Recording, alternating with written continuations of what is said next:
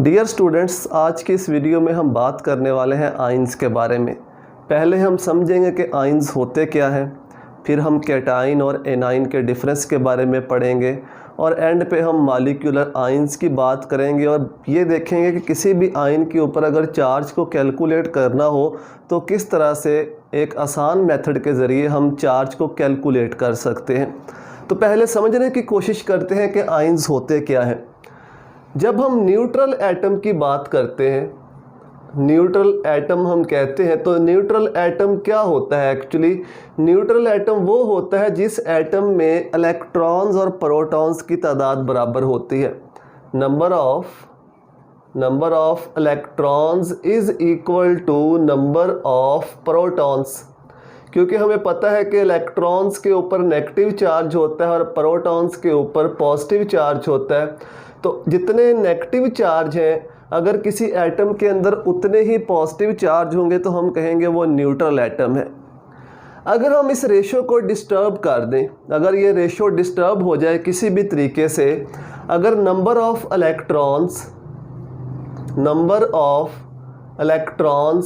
Greater हो जाए, बढ़ जाएं, किस से? नंबर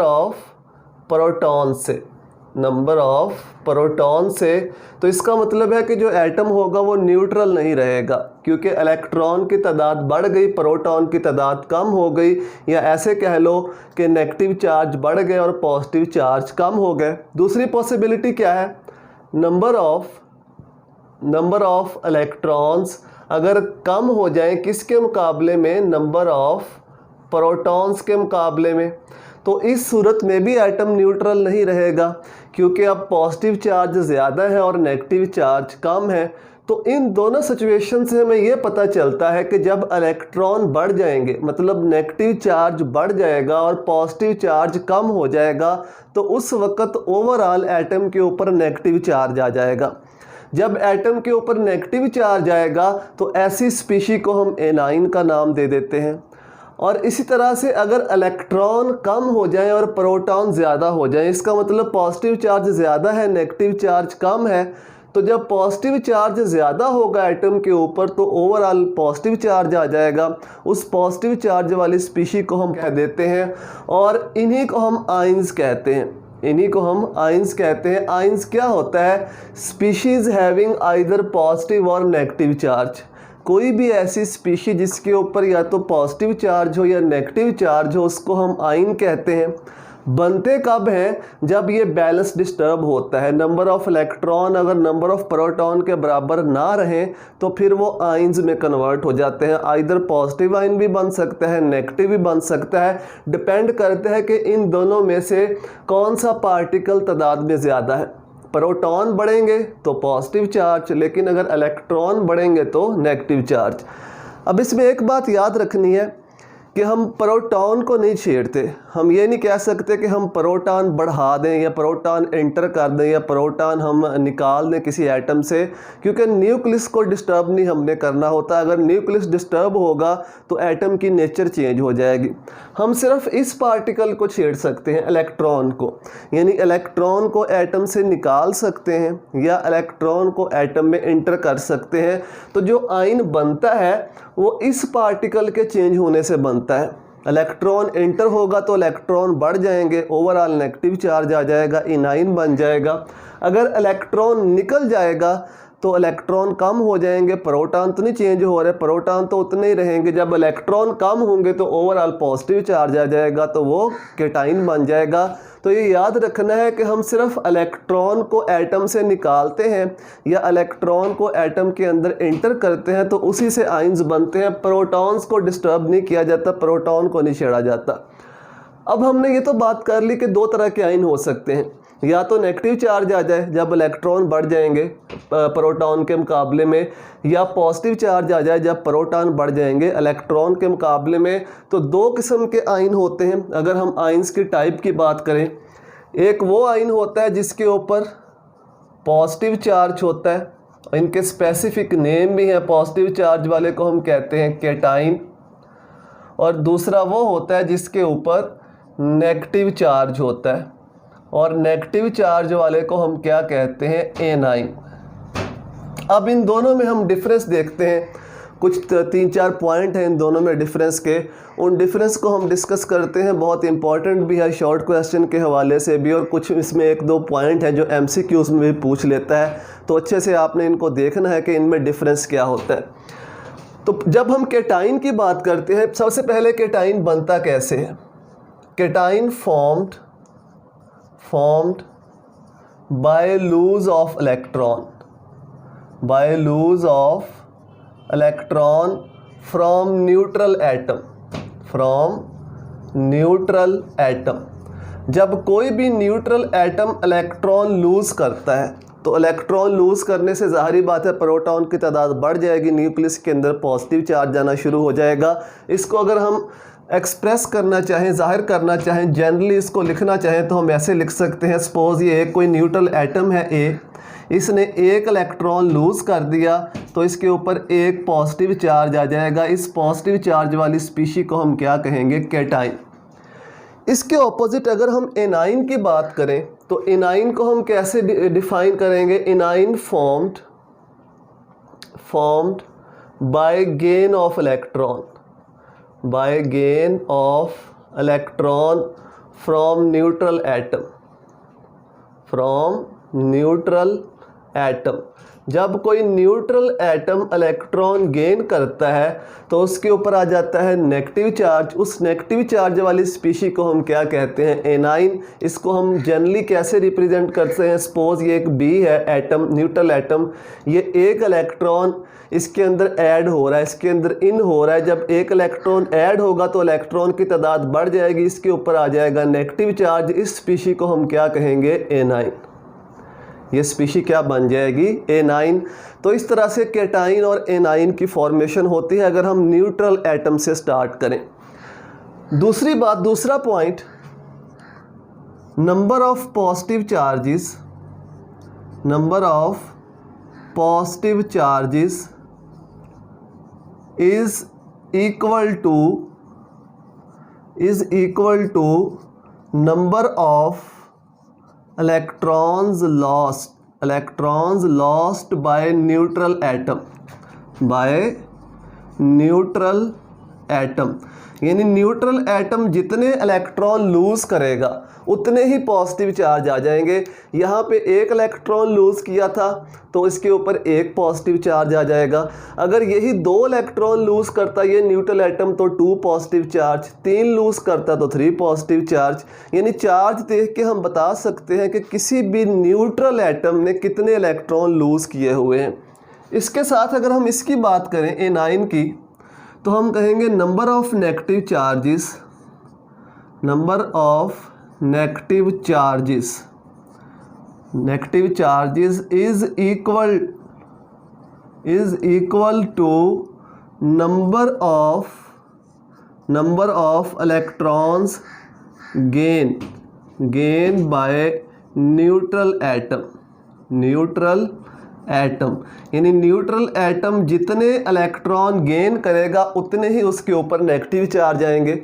एक इलेक्ट्रॉन गेन किया था तो एक नेगेटिव चार्ज, 2 गेन करेगा तो 2 नेगेटिव चार्ज आ जाएंगे। अब इसमें यह भी याद रखना है कि जब इलेक्ट्रॉन हम लूज़ की बात करते हैं तो यूजली इसको हम प्रोडक्ट वाली, ये देखो प्रोडक्ट वाली साइड पे मैंने लिखा हुआ है, जब प्रोडक्ट वाली साइड पे लिखा हो तो इसका मतलब है ये इलेक्ट्रॉन लूज़ कर रहा है।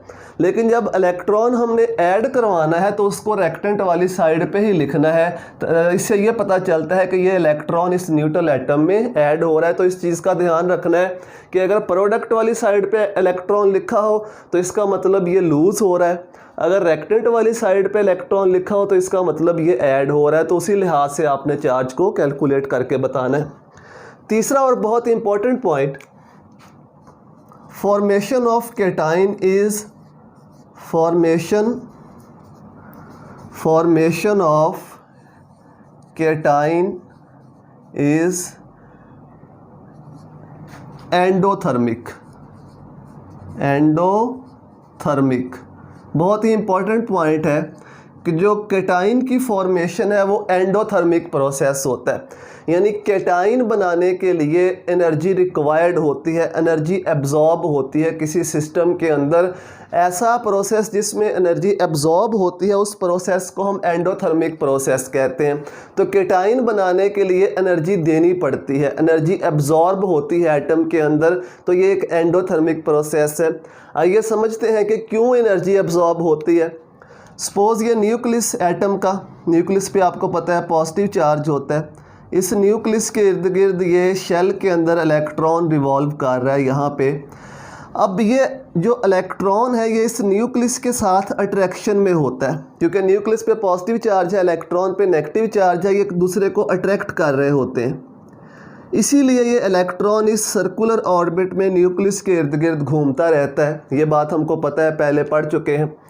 अब अगर हम चाहते हैं कि ये इलेक्ट्रॉन इस एटम के आउटर शेल से बाहर निकल जाए, यानी इस न्यूक्लियस की जो अप्रोच है, जो न्यूक्लियस की अट्रैक्शन है उससे बाहर निकल जाए। जब ये इलेक्ट्रॉन इस न्यूक्लियस की अट्रैक्शन से दूर चला जाएगा, बाहर निकल जाएगा, तो हम कहेंगे कि इस एटम ने इलेक्ट्रॉन को लूज़ कर दिया। सिंपली हम इसको ऐसे देखते हैं कि इस इलेक्ट्रॉन के ऊपर इस न्यूक्लियस की अट्रैक्शन को हमने ख़त्म करना है।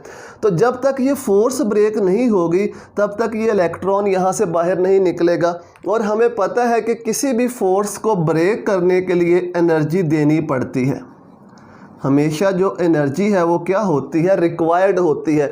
जब भी एनर्जी सिस्टम में इन होती है, दाखिल होती है, एनर्जी रिक्वायर्ड होती है, तो ऐसे प्रोसेस को हम क्या कहते हैं, एंडोथर्मिक। चूँकि इलेक्ट्रॉन को निकालने के लिए एनर्जी रिक्वायर्ड है, इस फोर्स को ब्रेक करने के लिए एनर्जी रिक्वायर्ड है, जो इस न्यूक्लियस और इलेक्ट्रॉन के दरमियान फोर्स है। चूँकि एनर्जी रिक्वायर्ड है इसलिए ये प्रोसेस कौन सा होगा, ये एंडोथर्मिक प्रोसेस होगा। लेकिन इसके बरक्स हम अगर बात करें एनाइन की, तो फॉर्मेशन ऑफ यूनिनेगेटिव आयन,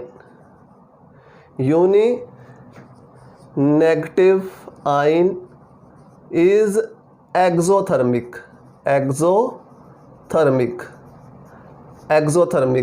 यूनिनेगेटिव का मतलब जिसके ऊपर एक नेगेटिव चार्ज हो, यानी जब कोई भी न्यूट्रल एटम एक इलेक्ट्रॉन गेन करता है तो उसके ऊपर एक नेगेटिव चार्ज आता है, इसको यूनिनेगेटिव कहेंगे। एक नेगेटिव चार्ज वाला जो आयन होगा, दो नेगेटिव वाले भी हो सकते हैं, तीन वाले भी हो सकते हैं, लेकिन फ़िलहाल हम किसकी बात कर रहे हैं, यूनिनेगेटिव आयन की। यूनिनेगेटिव आयन की जो फॉर्मेशन है वो क्या होती है, वो एक्सोथर्मिक होती है। यानी जब इलेक्ट्रॉन इंटर होता है तो उस वक्त जो एनर्जी है वो रिलीज़ होती है। अब इसको भी समझते हैं कि क्यों एनर्जी रिलीज़ होती है। सपोज़ ये किसी भी एटम का न्यूक्लियस है, ये इसके इर्द गिर्द पहले से ही इलेक्ट्रॉन रिवॉल्व कर रहे हैं, इस न्यूक्लियस के इर्द गिर्द ये इलेक्ट्रॉन इसके इर्द गिर्द रिवॉल्व कर रहे हैं। अब एक और इलेक्ट्रॉन बाहर से इसके अंदर इंटर होना चाहता है।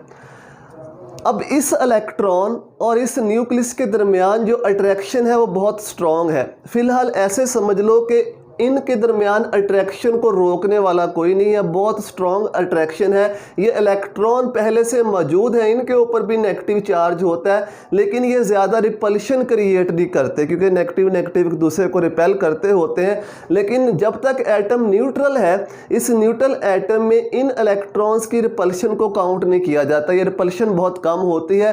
यानी सिर्फ एक ही फोर्स है जो इस इलेक्ट्रॉन को अपनी तरफ अट्रैक्ट कर रही है, वो इस न्यूक्लियस की फोर्स, या इसको न्यूक्लियर फोर्स कहते हैं। तो इस न्यूक्लियर फोर्स की वजह से ये इलेक्ट्रॉन यहाँ पे आके एंटर भी हो जाएगा, इस एटम के आउटर शेल में आके एंटर भी हो जाएगा, और इसी न्यूक्लियर फोर्स की वजह से पोटेंशियल एनर्जी डाउन भी होगी। पोटेंशियल एनर्जी डाउन होने का मतलब है कि एटम अपनी एनर्जी को लूज़ कर रहा है, हीट को खारिज कर रहा है, एनर्जी को खारिज कर रहा है। और जब एनर्जी खारिज होती है तो ऐसे प्रोसेसेस को हम क्या कहते हैं, एक्सोथर्मिक। याद रखना यहाँ पे हम यूनिनेगेटिव की बात कर रहे हैं, जब किसी भी आयन के ऊपर एक नेगेटिव चार्ज आता है। जब यूनिनेगेटिव के बाद दो चार्जेस, नेगेटिव चार्जेस आ सकते हैं, तीन आ सकते हैं, तो फिर ये चेंज हो जाता है, फिर ये एक्सोथर्मिक नहीं रहता, फिर ये एंडोथर्मिक हो जाता है। इस बात को याद रखना है, बहुत इंपॉर्टेंट बात है कि जब भी पहला इलेक्ट्रॉन ऐड होगा तो उस वक्त वो जो होगा वो एक्सोथर्मिक होगा प्रोसेस। लेकिन जब सेकंड या थर्ड इलेक्ट्रॉन ऐड होगा, -2 चार्ज आएगा या -3 आएगा, तो फिर वो एंडोथर्मिक हो जाएगा। क्योंकि हमें पता है कि जब एक इलेक्ट्रॉन ऐड हो जाएगा, सपोज ये एक इलेक्ट्रॉन ऐड हो गया, ओवरऑल कौन सा चार्ज आ गया? नेगेटिव, एक इलेक्ट्रॉन के ऐड होने से। अब एक और इलेक्ट्रॉन ऐड होना चाहता है। पहले तो ये जो इलेक्ट्रॉन मौजूद थे न्यूट्रल एटम में, वो आने वाले इलेक्ट्रॉन को रिपेल नहीं कर रहे थे, उनकी रिपल्शन बहुत मिनिमम थी। लेकिन अब जो पहले से ही नेगेटिव चार्ज मौजूद है, वो इस इलेक्ट्रॉन को इंटर नहीं होने देगा, क्योंकि पहले ही नेगेटिव चार्ज उसके ऊपर मौजूद है। एक और नेगेटिव आना चाहता है तो 2 नेगेटिव आ जाएंगी, अनस्टेबिलिटी क्रिएट होगी। जितना ज़्यादा चार्ज आएगा उतनी अनस्टेबिलिटी जो है वो बढ़ेगी। तो इसलिए इस तरह समझ लो कि जो सेकंड इलेक्ट्रॉन आएगा उसे अपनी एनर्जी को बढ़ाकर ऐड होना पड़ेगा। वो ज़्यादा एनर्जी को साथ लेकर आएगा तो वो ऐड हो सकेगा, लेकिन अगर उसके पास एनर्जी कम होगी तो वो ऐड नहीं हो सकेगा। ये समझ लो कि ये इलेक्ट्रॉन अपने साथ एनर्जी को लेकर आता है जब ये यूनिनेगेटिव आयन के अंदर आके ऐड होता है। Second electron, third electron add होगा तब भी ये एनर्जी को साथ लेके आएगा, एनर्जी को ऐड करेगा। तो सेकंड, थर्ड, फोर्थ जब इलेक्ट्रॉन ऐड होते हैं तो वो प्रोसेस कौन सा बन जाता है? वो एंडोथर्मिक। इस बात को आपने अच्छी तरह से याद रखना है। अगर हम नेक्स्ट पॉइंट की बात करें, इसको मैं रेज कर देता हूं। जो कैटाइन और एनाइन की प्रॉपर्टीज़ हैं वो अपने पेरेंट एटम से बिल्कुल डिफरेंट होती हैं। कैटाइन और एनाइन की प्रॉपर्टीज़ अपने पेरेंट एटम से बिल्कुल डिफरेंट होती हैं। चलिए इसको लास्ट में लिख लेते हैं। पहले 4th पॉइंट हम लिख लेते हैं यहाँ पे। Cations are usually formed by metals।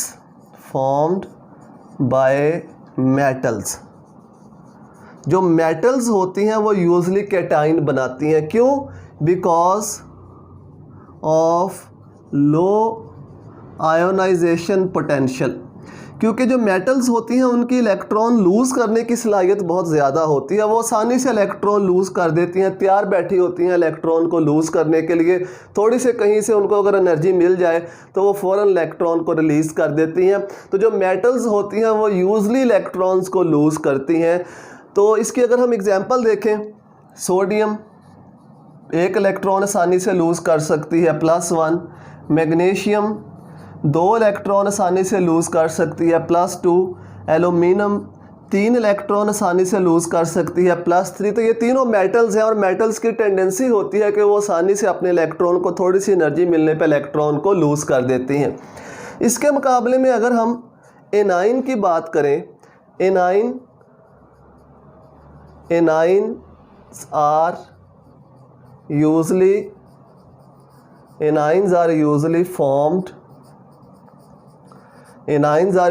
formed by non-metals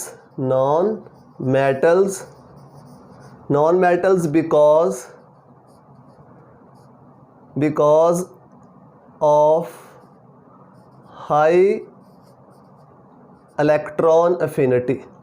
electron हासिल करने की सलाहियत को कहते हैं। जो नॉन मेटल्स होती हैं उनकी इलेक्ट्रॉन अफिनिटी बहुत ज़्यादा होती है, यानी इलेक्ट्रॉन को आसानी से वो हासिल कर सकती हैं, इलेक्ट्रॉन को आसानी से वो लूज़ नहीं करती। तो इसलिए जो नॉन मेटल्स होती हैं वो यूजली एनाइन बनाती हैं।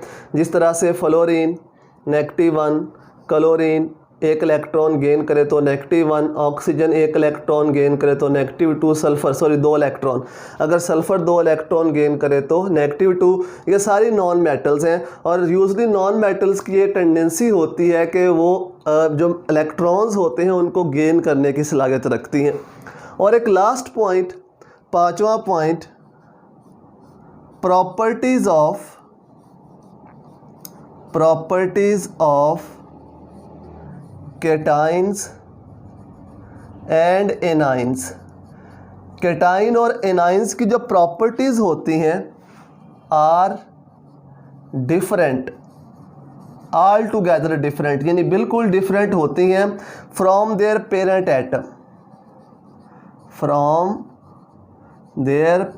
एटम। यानी जिस एटम से कैटाइन और एनाइन बनते हैं उस एटम के मुकाबले में जो केटाइन और एनाइन की प्रॉपर्टीज़ होती हैं वो बिल्कुल डिफरेंट होती हैं। फॉर एग्ज़ाम्पल एक एक एग्ज़ाम्पल देख लेते हैं। सोडियम को अगर हम देखें, सोडियम न्यूट्रल फॉर्म में, तो न्यूट्रल फॉर्म में सोडियम के अंदर जो इसका एटॉमिक नंबर 11 होता है, तो न्यूट्रल फॉर्म में इसके अंदर 11 ही प्रोटॉन होंगे और 11 ही इसके अंदर इलेक्ट्रॉन होंगे। लेकिन जब सोडियम के ऊपर +1 चार्ज आएगा, सोडियम +1 चार्ज आएगा, +1 का मतलब है कि इसने एक इलेक्ट्रॉन लूज़ कर दिया। अब +1 का मतलब है कि इसके अंदर जो इलेक्ट्रॉन है वो 10 रह गए। न्यूट्रल फॉर्म में इसके अंदर 11 इलेक्ट्रॉन और 11 ही इसके अंदर प्रोटॉन। लेकिन जब हम सोडियम पॉजिटिव की बात करेंगे, सोडियम पॉजिटिव की बात करेंगे, तो सोडियम पॉजिटिव में क्या होगा, जो इलेक्ट्रॉन होंगे वो 10 होंगे, लेकिन प्रोटॉन जो होंगे वो 11 होंगे। एक पॉजिटिव चार्ज बढ़ जाएगा तो ओवरऑल इसके ऊपर एक पॉजिटिव चार्ज आ जाएगा। इस तरह से मैग्नीशियम, मैग्नीशियम की अगर हम बात करें तो मैग्नीशियम न्यूट्रल फॉर्म में 12 इलेक्ट्रॉन 12 प्रोटॉन, लेकिन जब मैग्नीशियम +2 की बात करते हैं हम, तो इसमें 10 इलेक्ट्रॉन होते हैं और 12 प्रोटॉन होते हैं। अब देखो 2 प्रोटॉन ज़्यादा हैं, तो 2 प्रोटॉन ज़्यादा कितना चार्ज आ जाएगा, 2 पॉजिटिव चार्ज। इस तरह से अगर हम फ्लोरीन की बात करें, फ्लोरीन न्यूट्रल फॉर्म में 9 इलेक्ट्रॉन और 9 ही इसके अंदर प्रोटॉन, लेकिन फ्लोरीन नेगेटिव में 10 इलेक्ट्रॉन और साथ में जो प्रोटॉन होंगे वो 9 ही रहेंगे। एक इलेक्ट्रॉन बढ़ जाएगा तो एक नेगेटिव चार्ज आ जाएगा। इन स्पीशीज़ को अगर आप गौर से देखें तो इनमें नंबर ऑफ़ इलेक्ट्रॉन्स चेंज हैं। सोडियम में न्यूट्रल एटम में 11 इलेक्ट्रॉन है और पॉजिटिव की फॉर्म में 10 इलेक्ट्रॉन है। मैग्नीशियम में न्यूट्रल फॉर्म में 12 इलेक्ट्रॉन, पॉजिटिव की फॉर्म में 10 इलेक्ट्रॉन। फ्लोरीन में न्यूट्रल फॉर्म में 9 इलेक्ट्रॉन, लेकिन नेगेटिव की फॉर्म में 10 इलेक्ट्रॉन। और जो केमिकल प्रॉपर्टीज़ होती हैं वो नंबर ऑफ़ इलेक्ट्रॉन्स पे ही डिपेंड करती हैं। चूँकि नंबर ऑफ़ इलेक्ट्रॉन्स चेंज होते हैं पेरेंट एटम के अंदर और आयन के अंदर, पेरेंट एटम और आयन के अंदर इलेक्ट्रॉन्स चेंज होते हैं, इलेक्ट्रॉन की तादाद चेंज होती है, तो इसलिए इनकी जो केमिकल प्रॉपर्टीज़ होती हैं न्यूट्रल एटम की और केटाइन की, या न्यूट्रल एटम की और एनाइन की, ये बिल्कुल डिफरेंट होती हैं, क्योंकि इनमें नंबर ऑफ़ इलेक्ट्रॉन्स जो हैं वो डिफरेंट होते हैं। तो उम्मीद है यहाँ तक आपको समझ में आ गया होगा कि केटाइन और एनाइन में क्या डिफरेंस होता है। बहुत डिटेल से मैंने आपको समझाने की कोशिश की है। अगर कहीं से किसी बात में कन्फ्यूजन है तो आप इस वीडियो को स्टॉप करके दोबारा से फिर इसके रिवर्स करके इसे दोबारा से फिर देख सकते हैं। तो उम्मीद है कि इस टॉपिक के अंदर जो भी बातें आपसे रिलेटेड थी, FSC से रिलेटेड थी, वो मैंने तकरीबन सारी जो है वो कवर कर दी हैं। अभी तक हमने बात की एटॉमिक आयंस के बारे में कि एटम इलेक्ट्रॉन लूज़ करता है तो पॉजिटिव केटाइन बन जाता है, अगर गेन करता है तो वो एनाइन बन जाता है। सेम इसी तरीके से मॉलिक्यूल्स के भी आयन बन सकते हैं। जब कोई मॉलिक्यूल इलेक्ट्रॉन लूज़ या गेन करता है तो उसके ऊपर, मॉलिक्यूल के ऊपर भी पॉजिटिव या नेगेटिव चार्ज आता है, उसको फिर हम मॉलिक्यूलर आयन कह देते हैं। आयंस फाउंड बाय लूज और gain of electron from molecule, जब कोई मॉलिक्यूल इलेक्ट्रॉन लूज़ या गेन करता है तो उससे मॉलिक्यूलर आयन बन जाता है। सेम लाइक जैसे हमने पीछे अभी एटॉमिक आयंस की बात की। लेकिन इसमें एक बात याद रखनी है कि molecular cations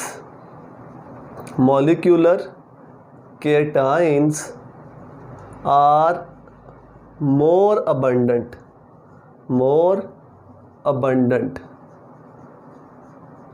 abundant than anion. जो मॉलिक्यूलर केटाइन है ये ज़्यादा अबंडेंट है, यानी मॉलिक्यूलर केटाइंस को बनाना आसान है as compare to molecular anions, क्योंकि हमें पता है कि मॉलिक्यूल पहले से एक स्टेबल स्पीशी होती है।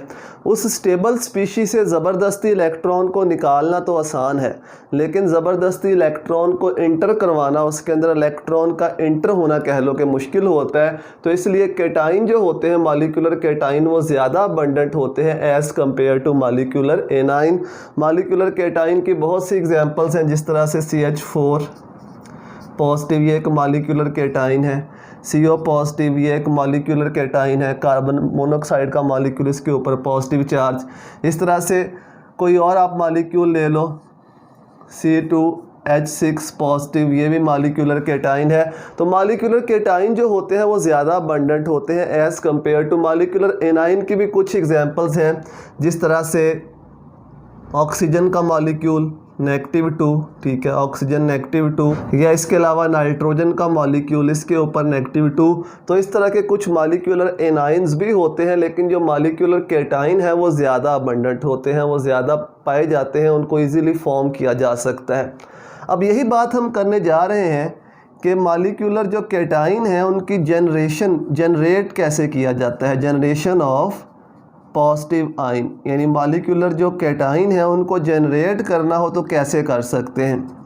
तो उसके लिए जिस मॉलिक्यूल को हमने आयोनाइज करना है, उसके केटाइन बनाने हैं, उसको हम गैसियस फॉर्म में लेते हैं, गैसियस फॉर्म में उसको फिल किया जाता है, इसको आयोनाइजेशन चैम्बर कह लो या आयोनाइजेशन ट्यूब कह लो। गैसियस फॉर्म में लिया जाता है, लिक्विड या सॉलिड फॉर्म में आयोनाइजेशन मुश्किल होती है, क्योंकि हमने जो आयोनाइज करना होता है वो रेस को पास करके, इन मॉलिक्यूल्स में से रेस को, हाई एनर्जी रेस को पास करना होता है। तो अगर ये लिक्विड फॉर्म में होगा सैंपल या सॉलिड फॉर्म में होगा तो वो रेस पास नहीं हो सकेंगी, तो इसलिए इसको गैसियस फॉर्म में लेके जाया जाता है और गैस का प्रेशर भी लो रखा जाता है। तो कोई भी हम हाईली एनर्जेटिक रेस यूज़ कर सकते हैं, इसके लिए बीम ऑफ इलेक्ट्रॉन भी यूज़ की जा सकती है, बीम ऑफ इलेक्ट्रॉन जिसको हम कैथोड रेस कहते हैं, बीम ऑफ इलेक्ट्रॉन, या अल्फ़ा पार्टिकल्स भी यूज़ किए जा सकते हैं, अल्फ़ा पार्टिकल्स या बीम ऑफ इलेक्ट्रॉन भी यूज़ की जा सकती है। बीम ऑफ इलेक्ट्रॉन पास करो, अल्फ़ा पार्टिकल्स की रेज इसमें से पास करो, तो ये इन मॉलिक्यूल्स को इतनी एनर्जी दे देता है कि ये मॉलिक्यूल्स अपना इलेक्ट्रॉन लूज़ कर देते हैं। जब इलेक्ट्रॉन लूज़ होगा, ये हम पढ़ चुके हैं, इलेक्ट्रॉन जब एनर्जी जाएगी, एनर्जी इन होगी तो इलेक्ट्रॉन इनफ एनर्जी गेन करेगा, वो लूज़ हो जाएगा, तो मॉलिक्यूलर केटाइन फॉर्म हो जाएंगे। इस तरह से हम मॉलिक्यूलर केटाइंस की फॉर्मेशन कर सकते हैं। ये बहुत इंपॉर्टेंट शॉर्ट क्वेश्चन भी है, वो पूछ लेता है कि मॉलिक्यूलर आइंस क्या होते हैं और कैसे जनरेट किया जाता है मॉलिक्यूलर केटाइंस को। तो जनरेशन का तरीका भी बताना होता है। तो आपने बताना है कि सैंपल को गैसियस फॉर्म में हमने फिल करना है आयोनाइजेशन ट्यूब में, और उसमें से हाई एनर्जेटिक रेस को पास करना है, तो हम मॉलिक्यूलर केटाइन को ऑब्टेन कर सकते हैं। और लास्ट में हम बात कर लेते हैं पॉली एटॉमिक आइंस के बारे में। पॉली एटॉमिक आइंस, ये पॉली एटॉमिक आइंस नाम से ही वाज़ेह हो रहा है कि इनमें एक से ज़्यादा एटम्स होंगे, लेकिन ये मॉलिक्यूल्स भी नहीं होंगे, इनको मॉलिक्यूल्स नहीं कहा जाता। मॉलिक्यूल्स में हमेशा जो एटम एक दूसरे के साथ अटैच होते हैं वो स्टोइचियोमेट्रिक अमाउंट में होते हैं। फॉर एग्जांपल वाटर का मॉलिक्यूल, वाटर के मॉलिक्यूल में 2 हाइड्रोजन और 1 ऑक्सीजन होता है। अमोनिया का मॉलिक्यूल, अमोनिया के मॉलिक्यूल में 1 नाइट्रोजन और 3 हाइड्रोजन होते हैं। इसके अलावा कोई और मॉलिक्यूल आप ले लो, मीथेन का मॉलिक्यूल ले लो, या इसके अलावा कोई और मॉलिक्यूल ले लो, मॉलिक्यूल के अंदर जो एटम्स होते हैं वो स्टोइचियोमेट्रिक अमाउंट में आपस में अटैच होते हैं, ठीक है। अब अगर इस मॉलिक्यूल के अंदर कोई एक और एटम, जिस तरह से ये H पॉजिटिव है, अगर H पॉजिटिव भी इसके साथ आके ऐड हो जाए तो अब ये स्टोइचियोमेट्रिक अमाउंट तो नहीं रहेगी, वाटर तो नहीं रहेगा, ये बन जाएगा H3O और इसके ऊपर आ जाएगा पॉजिटिव चार्ज।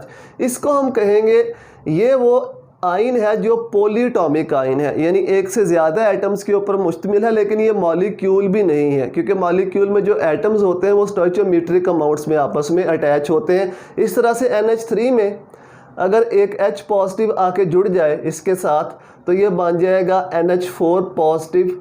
अब इसको हम मॉलिक्यूलर आइन नहीं कहेंगे, बल्कि इसको हम क्या कहेंगे, इसको हम कहेंगे ये पॉलीएटॉमिक आइन है। इसको क्या कहेंगे, ये कौन सा आइन है, पॉलीएटॉमिक आइन है, क्योंकि ये मॉलिक्यूल है जिसमें एटम स्टोइचियोमेट्रिक अमाउंट में अटैच है। अगर ये स्टोइचियोमेट्री चेंज होगी तो फिर ये पॉलीएटॉमिक आइन बन जाएगा, जिस तरह से ये पॉलीएटॉमिक आइन बन रहे हैं। इस तरह से क्रोमेट आइन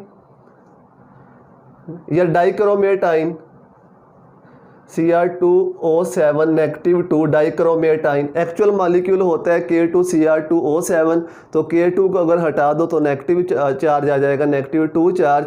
इस तरह से एक्चुअल ये होता है K2Cr2O7, इस K2 को हटा दो तो -2 चार्ज आ जाएगा, इसे हम कहेंगे ये पॉलीएटॉमिक आइन है। इस तरह से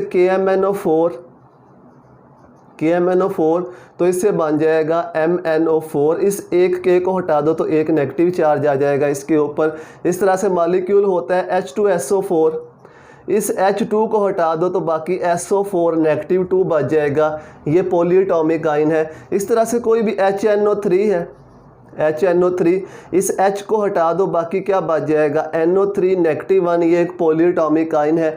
H3PO4 ये एक मॉलिक्यूल है, इस H3 को हटा दो, PO4 नेगेटिव 3 ये एक पॉलीएटॉमिक आयन है। जो नेगेटिव पॉलीएटॉमिक आयन होते हैं वो ज़्यादा अबंडेंट होते हैं एज़ कम्पेयर टू पॉजिटिव, जो मैंने ऊपर लिखे हैं इनके मुकाबले में जो नेगेटिव वाले होते हैं ये ज़्यादा अबंडेंट होते हैं। इस तरह से कुछ और भी पॉलीएटॉमिक कैटाइन हो सकते हैं, जिस तरह से मीथेन है, मीथेन का मॉलिक्यूल होता है CH4, इसमें से एक H हटा दो तो बाकी क्या बच जाएगा, CH3 पॉजिटिव, ये एक पॉलीएटॉमिक जो है वो कैटाइन है। इस तरह से और भी बहुत सारे जो ऑर्गेनिक केमिस्ट्री में हम कार्बोकैटाइन पढ़ते हैं वो होते हैं। इसके अलावा ये कुछ एक दो एग्जांपल्स ये हैं, इन्हीं एग्जांपल्स को आपने जहन में रखना है। अगर वो MCQs में पूछता भी है तो यूजली इन्हीं तीनों में से कोई पूछता है।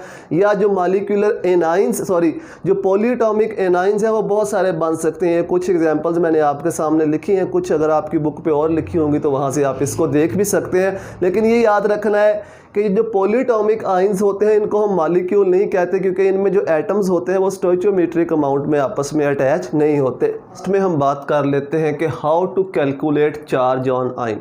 किसी भी आयन के ऊपर अगर आपने चार्ज कैलकुलेट करना है तो वो कैसे आप कर सकते हैं।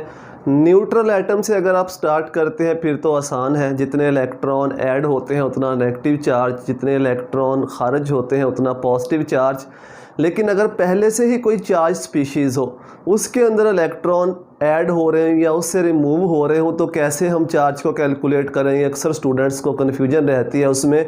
तो एक आसान सा मेथड आपको मैं बताता हूँ, उसको यूज़ करते हो आप इजीली चार्ज को कैलकुलेट कर सकते हो।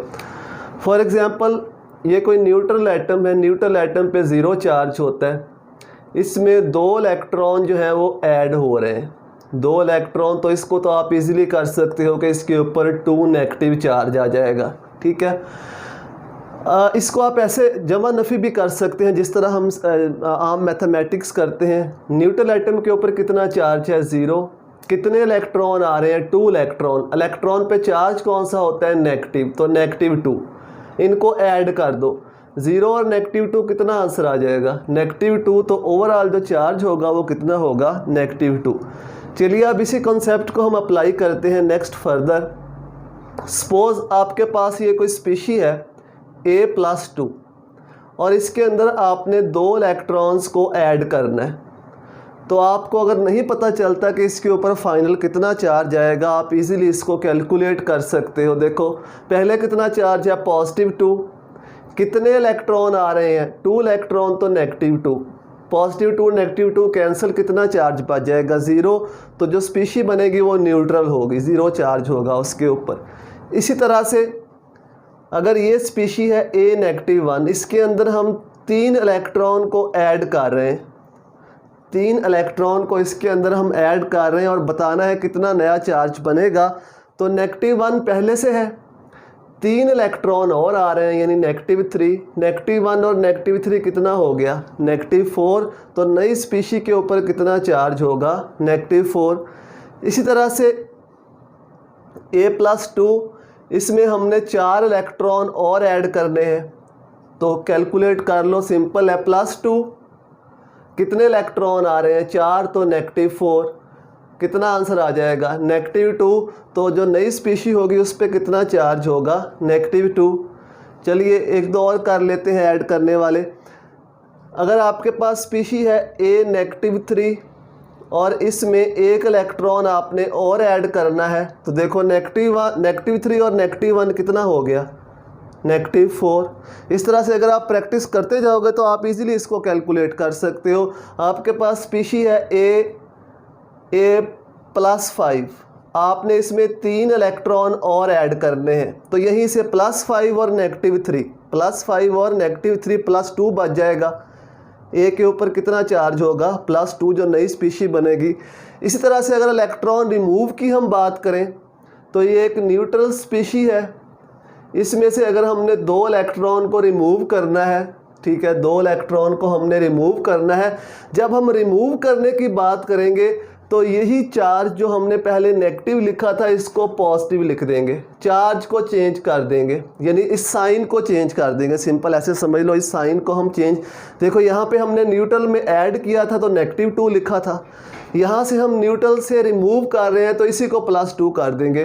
तो आंसर कितना आ जाएगा +2, यानी जो नई स्पीशी बनेगी उसके ऊपर कितना चार्ज होगा +2।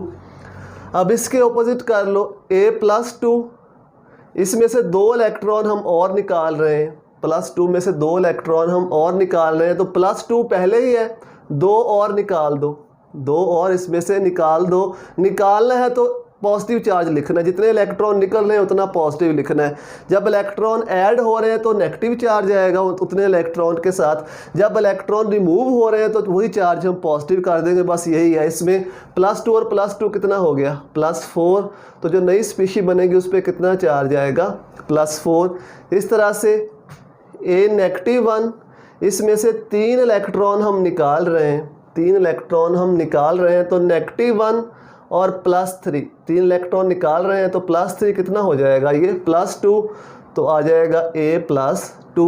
इस तरह से नीचे वाली एग्जांपल A+2, इसमें से हम 4 इलेक्ट्रॉन और निकाल रहे हैं, तो +2 कितने इलेक्ट्रॉन निकाल रहे हैं, 4, उसके साथ भी प्लस आ जाएगा, ये हो जाएगा +6, तो A+6 हो जाएगा, यानी +6 चार्ज आएगा। इस तरह से A-3, इसमें से हम 1 इलेक्ट्रॉन निकाल रहे हैं, -3 +1, -3 +1, -2 बच जाएगा, A-2। इस तरह से A+5, और इसमें से 3 इलेक्ट्रॉन हम मज़ीद निकाल रहे हैं, +5 और +3, निकालने का मतलब +3, ठीक है, +5 और +3 कितना हो जाएगा +8। तो इस तरह से बहुत सी एग्जांपल्स आप खुद से सॉल्व करके इसको देख सकते हो। सिंपल ये मैथमेटिक्स है, इसको आपने जहन में रखना है कि जब भी इलेक्ट्रॉन ऐड हो रहे हैं तो जितने इलेक्ट्रॉन ऐड हो रहे हैं उसके साथ हमने नेगेटिव साइन लगाना है, और जब इलेक्ट्रॉन रिमूव हो रहे हैं, खारिज हो रहे हैं, तो जितने इलेक्ट्रॉन खारिज हो रहे हैं उनके साथ पॉजिटिव लगाना है। पहले चार्ज को आपने देख लेना है, पहले कितना चार्ज है वो सेम लिखेंगे। इलेक्ट्रॉन अगर ऐड हो रहे हैं तो उतने इलेक्ट्रॉन के साथ नेगेटिव साइन, अगर इलेक्ट्रॉन रिमूव हो रहे हैं तो उतने इलेक्ट्रॉन के साथ पॉजिटिव साइन। तो इस तरीके से इजीली आप कैलकुलेट करके बता सकते हो कि आयन के ऊपर कितना चार्ज आएगा।